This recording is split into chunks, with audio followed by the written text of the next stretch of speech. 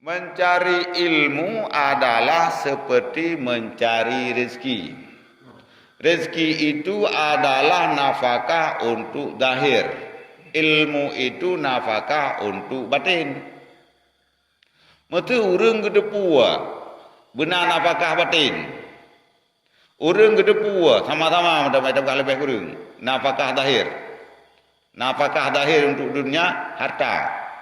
Nafkah batin untuk ibadat ilmu. Dina penting harta, dina penting ilmu. Wadah jauh, gimana jauh? Berapa penting? Ilmu pu harta. Cin jauh jauh.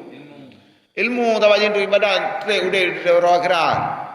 Nyenawat deh dah pegang 8-20 per jam. Yang tak pakai mencari rezeki untuk beda dah kan. Lain pakai untuk ilmu. Jino netayang roh-roh. Jauh keron lo. Soal jika kita ini orang. Iro nentu roh 20 per jam. Padin jam yang dipakai minta rezeki, padin jam dipakai minta ilmu. Jawab bawang. 6 jam lebih kadang-kadang.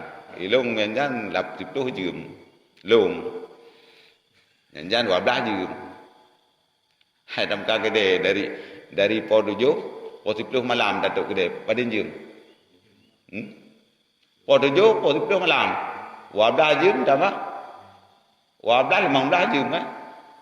Macam ni kira apa ni? Pukul 7 dah buka kedai. Datuk pukul 10 malam. Pukul 7 kan 12. Alam dari pukul 7, pukul 10. Laju, 15 jam. Harkat. Ibadat.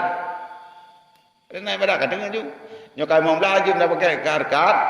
Sedangkan surah semalam 20 per jam. Ibadat 0.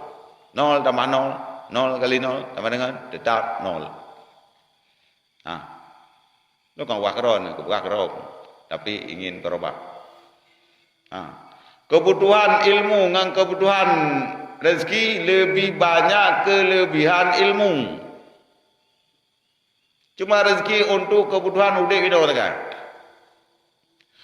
Nya wata tamita lebih dari kebutuhan udik. Perlai terlebih tamita lebih. Tinggal lo mana pui pajulan ni. Lena pui pajulan tinggal lo mana pui pajulan. Jangan untuk harta.